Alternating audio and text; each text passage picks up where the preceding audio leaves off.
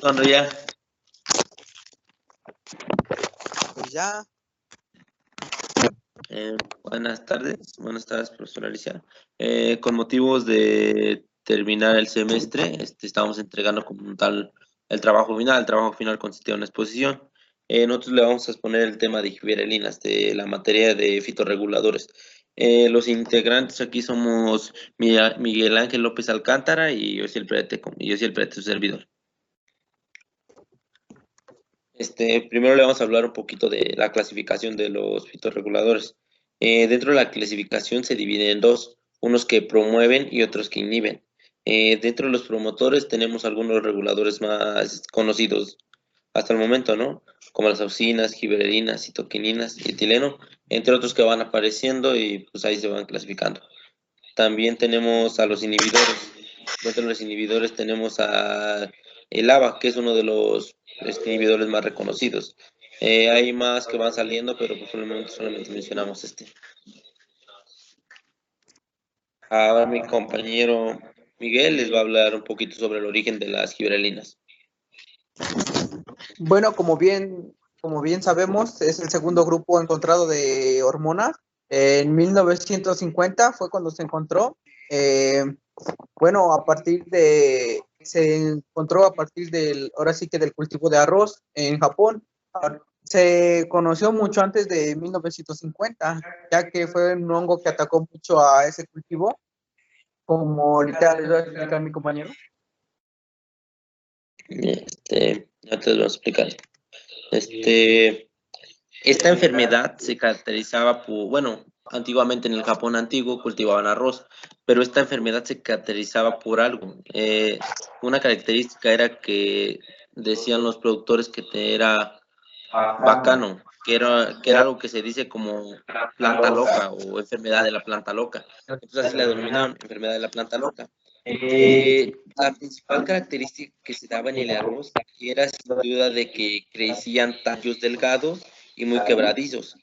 Y un aspecto muy importante que tenían era de que no podían producir semillas. Como pueden ver en la imagen, ahí les mostramos dos con similares, donde está una infectada y otra que no tiene la infección. Dentro de aquí es lo mismo, solamente que es una que ya está, una que tiene la infección, otra que está normal y otra que pues dice que se inhibió el proceso de gibberelinas y por lo tanto está muy pequeña, algo que le conocemos más normal como enanismo.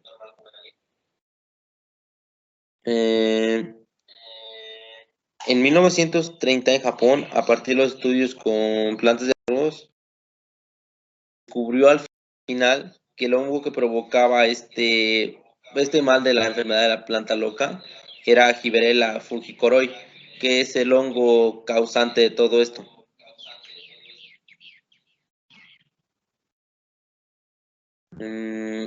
Dentro de las gibberelinas conocidas, en 1990 ya se conocían 84 gibberelinas en varios hongos y plantas. 74 gibberelinas se encontraban en plantas superiores y 25 en hongos Gibberella y 14 en ambas.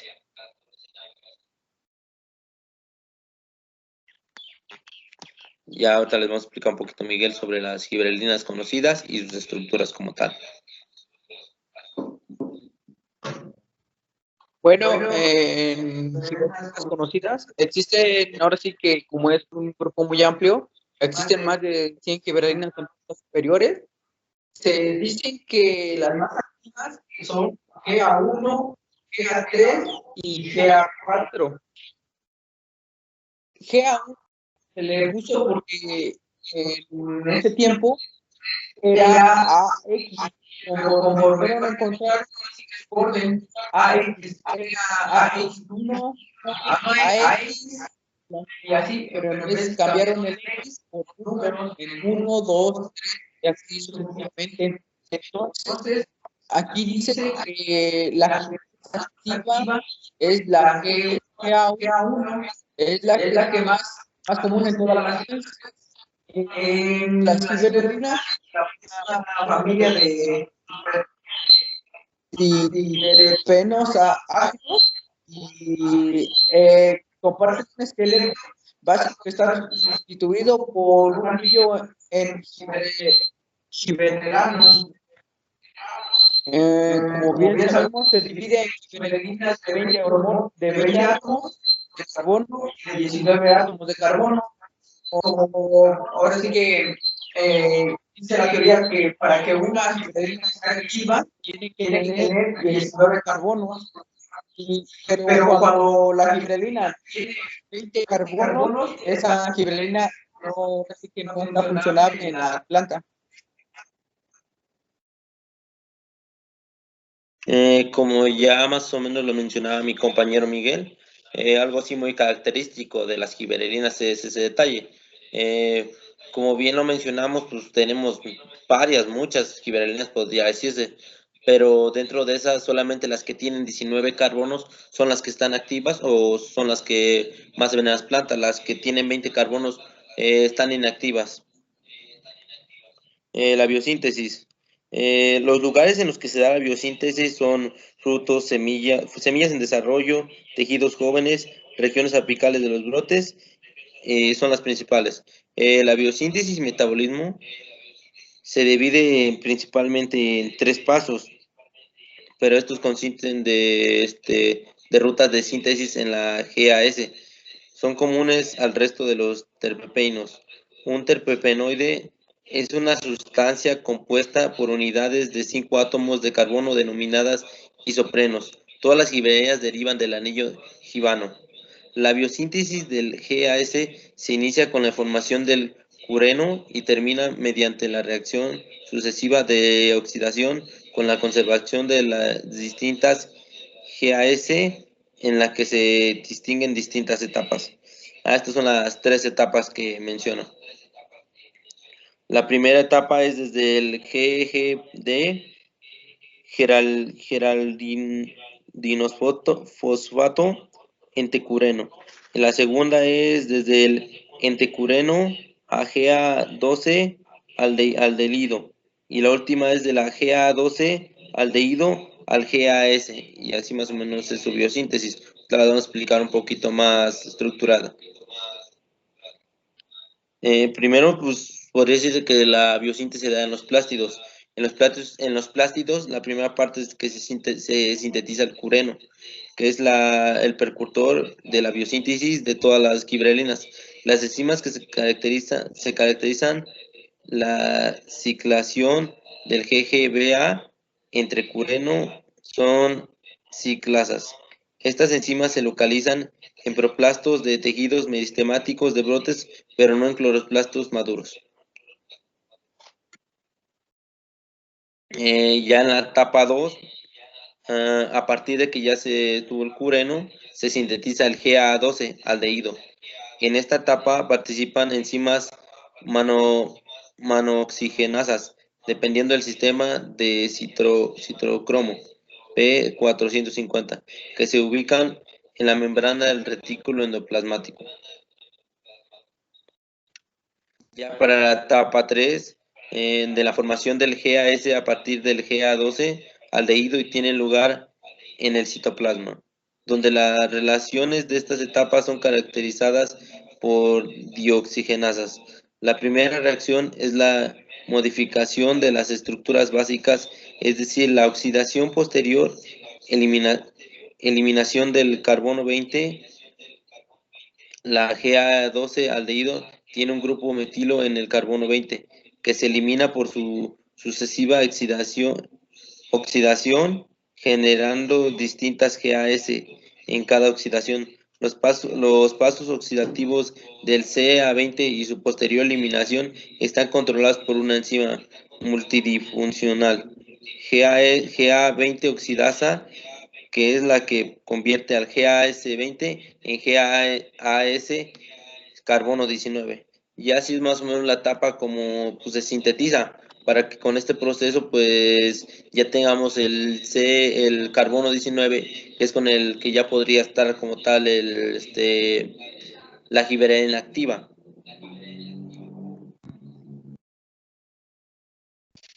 Bueno, en los factores ambientales podemos destacar ahora sí que mucho cuál es la temperatura. Ahora sí que los ambientales, pues, como la temperatura, sobre todo las condiciones luminosas que se desarrollan en las plantas, profundamente la síntesis de Berlín. Los efectos mejor estudiados están relacionados con la duración del periodo y la cantidad de luz. Como bien lo menciona, estos factores ambientales, más que nada lo que provocan en la planta es un poco de que inhiben la producción de giberelinas, podría decírmelo como tal. La temperatura o sobre todo las condiciones de luminosidad pueden inhibir o de la misma forma activar más las giberelinas. En este caso mostramos el fotoperiodo como tal. El fotoperiodo de las especies de día largo experimentan elongación del tallo en estas condiciones, y las especies de día corto muestran elongación del tallo en día corto, y las especies neutras no presentan ni requieren de fotoperiodo. En esto queríamos decir que pues, el fotoperiodo es principalmente uno de los factores ambientales que pues parece que inhibe más el crecimiento de las plantas en elongación, ya siendo que ya sabiendo que se encuentran en día cortos o en día largos. Hay en algún, bueno, mencionaba más o menos la especie de la espinaca que se ve muy esto, pero también en algunas especies, en otras especies, el día largo incrementan los niveles de GAS activas, mientras que en los días cortos se los reduce. Entonces, pues decir que también afecta mucho, ¿no? Como tal, estas cuestiones. Como también podemos destacar ahora sí que la luz roja es la que promueve la germinación de las semillas mediante el aumento de la biosíntesis giberelina. Pues ahí es donde también se encuentra muy activa la giberelina para poder participar en la germinación.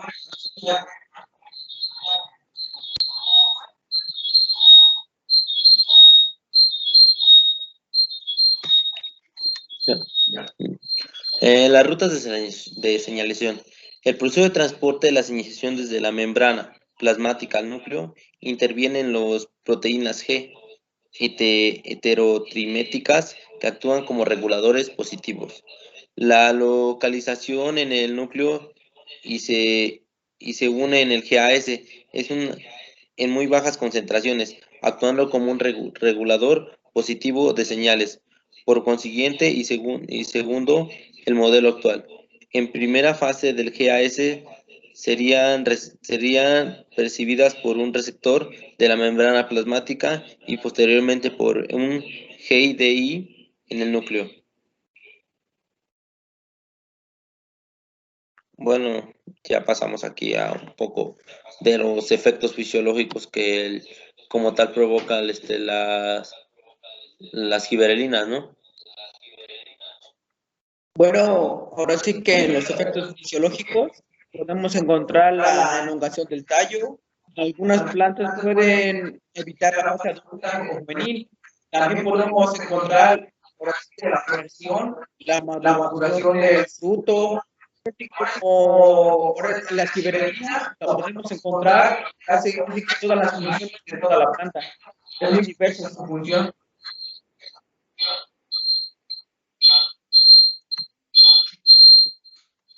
Aquí como tal podemos ver uno de esos procesos que crea la giberelina es el control de elongación en el tallo. Esto también es mediante producido por la luz. Como las plantas están creciendo, pues normalmente conocemos esto como que siguen la luz, ¿no? Y se da un proceso muy similar que en la aplicación de giberelinas.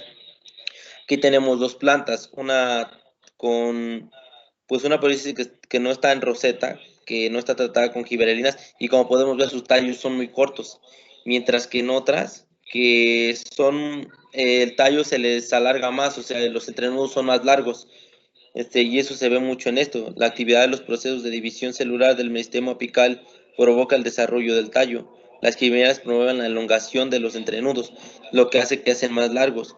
Esto se puede dar principalmente por eso o también por los factores ambientales, como ya mencionábamos, la temperatura o la luz.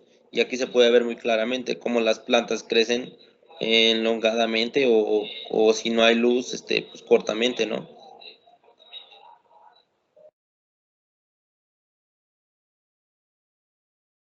Eh, Estimulan la germinación también. Esto se menciona más que nada, bueno, yo lo estábamos estudiando, lo estábamos checando un poquito, y lo vimos más que se daba en los cereales, ¿no? En los cereales. Principalmente esto es porque las semillas normalmente se encuentran en un estado de dormancia, ¿no? Podríamos decirlo así. Entonces, cuando pues se encuentran los factores adecuados de la semilla, agua, humedad, luz, pues entonces ya inicia este proceso de que la empieza a germinar la semilla. Y entonces, por ese motivo, se empieza a liberar más giberelinas, más GA3, y por lo tanto ya empieza la germinación. Por eso dice que la síntesis se da aquí principalmente y por lo tal estimula la germinación de las semillas. También en los cereales, la movilización que se reserva está coordinada por las giberelinas producidas por el embrión. Esta movilización sostiene el crecimiento de la plántula recién germinada hasta que esta fotosintéticamente se activa.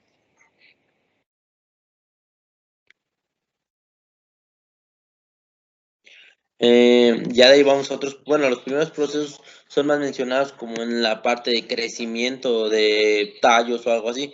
Estos procesos que se dan son un poquito más relacionados con la floración y con el fruto.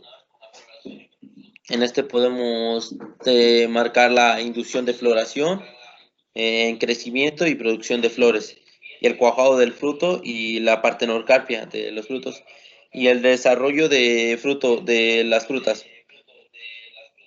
Regulan la hidrólisis de sustancias de reserva en las semillas de cereales también. Eso fue más o menos lo que explicamos anteriormente de lo que pasa con los cereales, de que se ve mucho eso, de que se libera más GAS durante la germinación.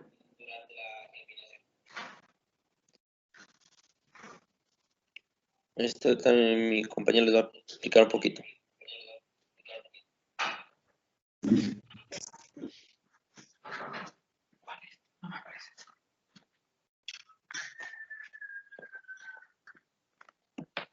Bueno, como podemos ver en la inducción de floración, en el crecimiento de producción de flores, podemos ver cómo en la primera imagen, en la imagen de la izquierda, ya va el brote. Ahora sí que 35 días después del tratamiento, ya va echando un brote. 45 días después del tratamiento, y un poco más. Ya cuando a los 60 días después del tratamiento, ya podemos observar claramente cómo ya va el brote de floración, tanto el follaje también. Ya en la foto de la derecha, ahí podemos observar cómo ya está bien desarrollada la floración y ahora sí que el follaje. Este más o menos es el proceso que pasa con la floración. Como podemos ver, los tratamientos de Giberella son muy favorables en la producción más o menos de este, de diversas plantas. Especialmente aquí para estas zonas, pues ocupamos más la producción de aguacate. Entonces, pues, que es una alternativa muy buena para la inducción a floración. También tenemos el cuajado del fruto y la partenocarpia. Y el cuajado del fruto es muy importante. Bueno, más que nada en estas zonas, como somos productores de aguacate, se ve muy relevante ese tema. Normalmente la planta, antes de la floración, tiende a tirar todo su flor, parte, y la poquita que queda, en ocasiones batalla mucho los productores con el hecho del cuajado, que se tiene que dar el cuajado si no se cae la fruta y pues obviamente son pérdidas económicas para los productores, ¿no? De esta manera pues el cuajado del fruto es muy importante, por lo tal las giberelinas tienen que ser muy importantes para esta etapa del fruto, ¿no? Y pues no solo el aguacate, también el mango y en otros frutales, ¿no? Y igual en otras hortalizas.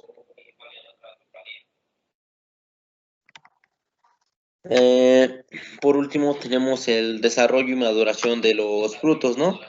Aquí tenemos una imagen muy conocida más que nada sobre las gibberelinas, ¿no? Porque pues es una de las que yo encontré pues más conocidas. Aquí podemos ver bien cómo se da el tratamiento de gibberelinas.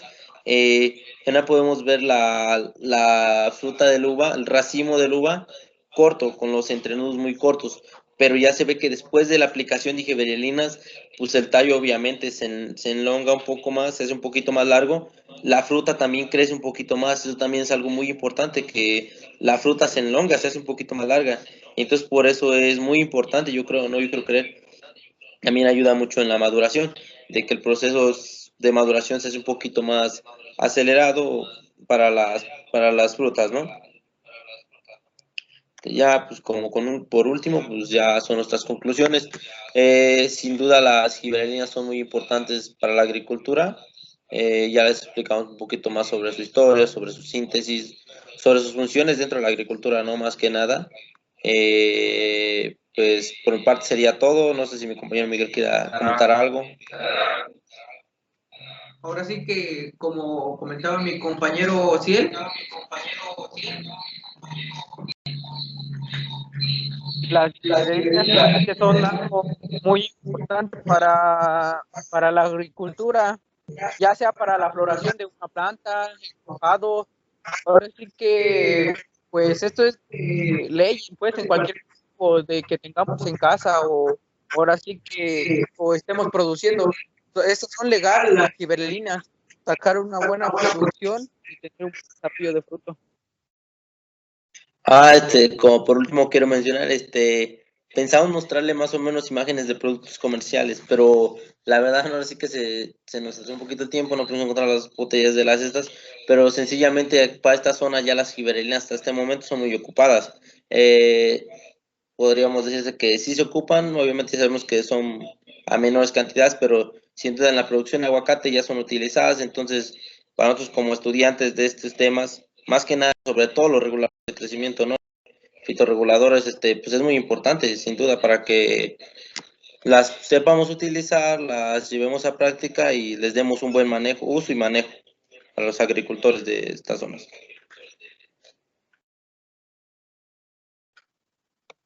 Bueno, ahora sí sería todo, profesora, y gracias por su atención prestada.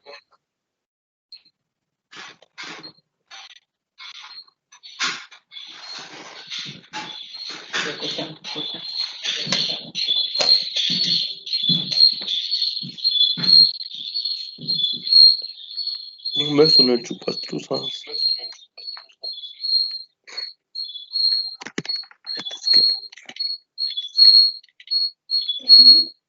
Fueron 13 minutos, güey.